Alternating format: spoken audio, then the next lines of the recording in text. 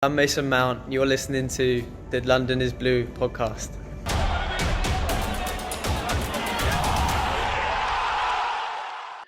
No, I think Simon's onto something. I mean, it's not just, the lack of semi-finals, but I mean, we haven't won an away Champions League tie since that win against Benfica in the year we won in 2012. So I mean, yeah, it's been a decline for quite a long time. Obviously with the whole generation changing, but I didn't really have high expectations in the Champions League this season. I mean, despite other people's thoughts about finishing seventh or sixth in the league, I was hoping we'd get a top four finish. But in the Champions League, I didn't have the highest hopes. I was looking before we started the campaign. I sort of collected some information, and we had like 10 players or something that hadn't even played, more than a couple of Champions League games. Even some more experienced players that that you would have expected to have a bit of experience. Guys like Barkley, he'd never played a Champions League game. You had Jorginho and Kante 6 games each in their career in the Champions League and 7 for Alonso. So, I mean, these are some of our pivotal players that pretty much never played in teams that were regulars in the Champions League. We had a few in attacking areas. We had, the Pedros and the Williams and the Kovacic's that had, played a lot of games and actually won the tournament. But, I mean, besides, I looked at like the first... I think 7, 1, 2, 3, 4. The 7 most experienced players, if you took them out of the squad, the rest of the squad had under 4 average appearances in the Champions League proper. So, I mean, someone like Emerson had never played a game in the Champions League before this season. Neither had Kepa. So, it's not just that our squad is young and all the academy players, obviously going to be at a new level. A lot of those sort of mid-20s players or, around the 24-year-old mark, they also didn't have much pedigree in this competition. So getting out the group was, I think, a relatively good achievement, especially when we won away at Ajax and Lille. I can't say I expected anything against Bayern in terms of us beating them, especially with the way the first leg went. And yeah, I think it's a good point. It was just thoroughly outclassed throughout. We're missing a lot of players playing an attack with, Barkley and Mount off Giroud. We don't really have any pace to trouble a team like that. Especially a team that defends on the halfway line. If you don't have any pace, you're just going to find the whole game played in your half. So no real shocks, unfortunately, this season. Yeah. Yeah, no, I think that's fair. I mean, Dan, when you look back at least this campaign, right, we had in our group stage Valencia, Lille, and Ajax. Everyone kind of expected Chelsea and Ajax to go through. It went down to the wire, right? It went to the last match to get the advancement. And somehow Chelsea and actually Valencia escaped this group, because that's what I'm going to call it. I'm going to call it an escape. We didn't advance. We escaped. And obviously our reward for getting out was Bayern. And again, Grant just summarized that quite well. So again, with the group stage and everything, like it seemed to be going okay. I mean, 1-3, drew 2, lost 1, but the stats didn't paint an accurate picture. And you look at some of those matches, right? It was a 1-0 loss against Valencia to start the campaign. That possibly could have been a win.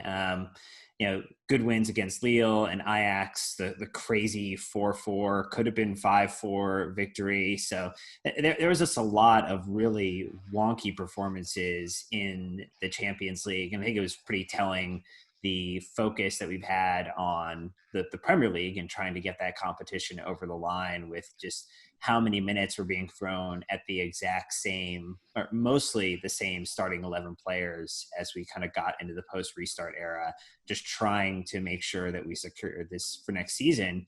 Because when you look at like where we've been at the past couple of years, and this is kind of the interesting point I was looking at, Grant, beforehand, is that we had 2 times in the Europa League. We've had seasons without Champions League football as well. And just for a club of Chelsea's stature and the expectations, to be competitive, you have to be in the competition year in and year out. And I think the yo-yoing seems to be, in my mind, I don't know if you agree, the biggest impact to why we haven't been able to sustain success.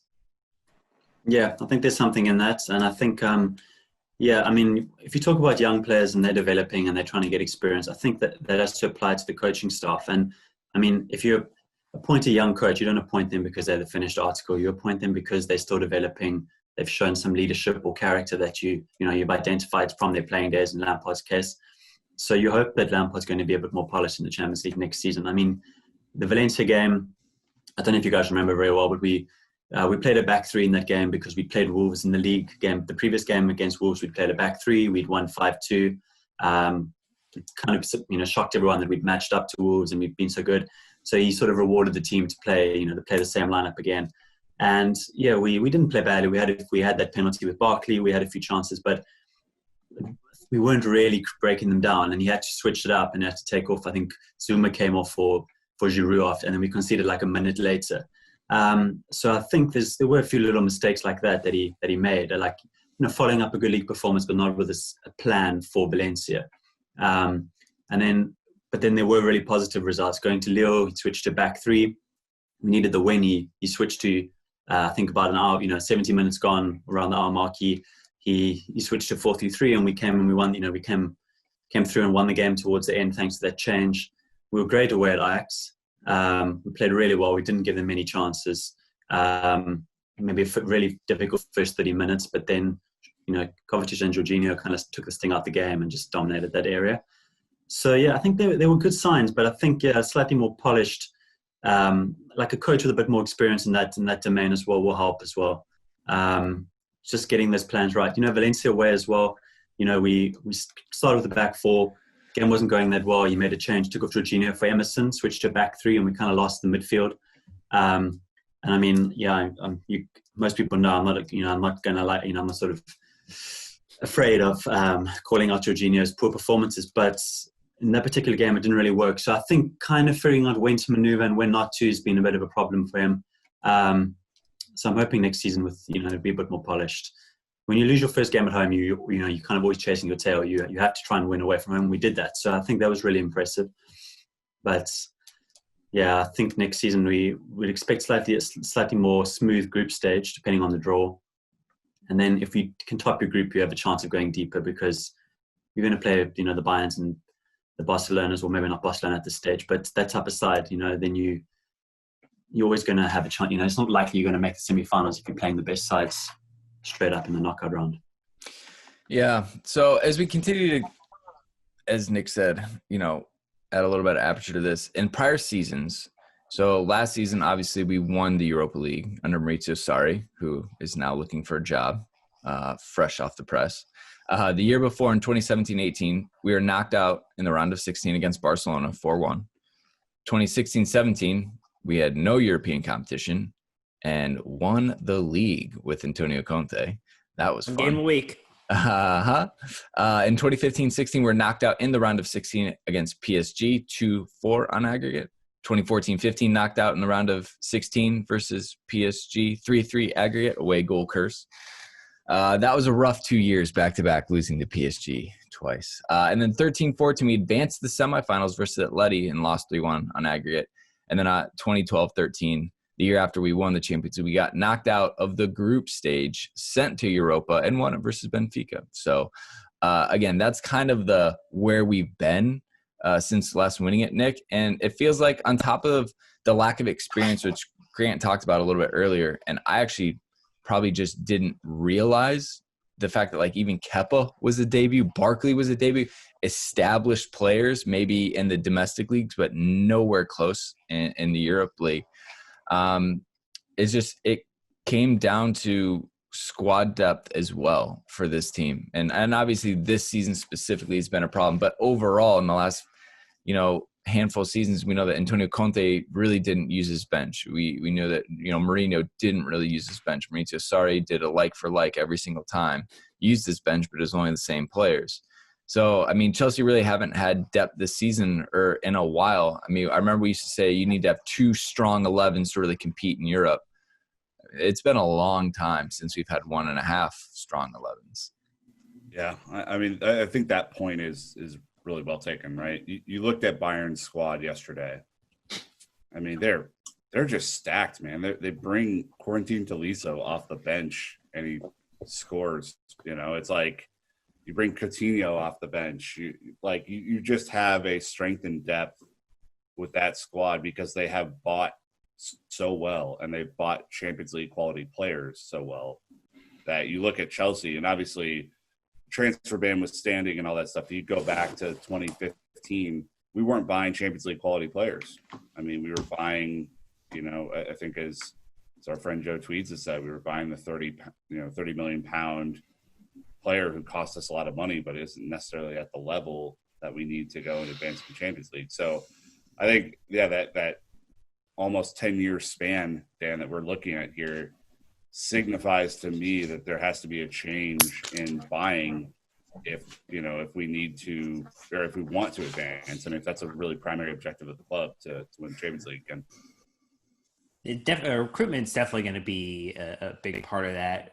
Grant, as you take a look at it, and you kind of touched on this point of the growth of Lampard needed for next season, how much do you attribute the success or kind of failure to a side in Europe, especially the Champions League, to coaching versus players? I think it can vary from league to league on how important maybe one is over the other, but with the multiple games in the Premier League, week, so you have 2 to 3 games potentially over a 7-10 day window sometimes. How much of that is maybe on Frank this year to kind of improve, and how much is it going to be on kind of the player improvement piece? Yeah, it's a tough one because, I think the cliche that's trusted out is that the Premier League is so intense and difficult that when you go into Europe, you've come off a very difficult game. You have a very difficult game coming up, and that's not always the case for teams in their domestic leagues. They can rotate their side a lot more. And I think it was a really, really good point. You see Bayern's bench yesterday. I mean, we had a really good little spell, sort of 25 minutes in the game, and then they bring on Tolisso and Coutinho and Martinez, and Kingsley Coman's missing, and they've got Leroy Sané for next season. And a couple of Coutinho and Perisic on loan and so forth. So they 1 or 2 guys go, but we didn't have anything on the bench. Yeah, we wanted to see a few kids, but throwing him in the deep end probably wasn't the wisest thing. I would have maybe, a few minutes for each would have been quite nice as the experience. But the game just turned as soon as they got those fresh legs on, and that third goal came. And there wasn't a lot Lampard could do. I mean, he had his two senior options on the bench were Giroud and Batshuayi, and bringing them on, you kind of have to go for like for like with Tammy Abraham. Otherwise, you're switching to 2 strikers and opening up the midfield. So, yeah. It's a tough question about how players and coaches, how much influence they have, or how you split that influence. It's a difficult one. I'm not sure I have a good answer for that.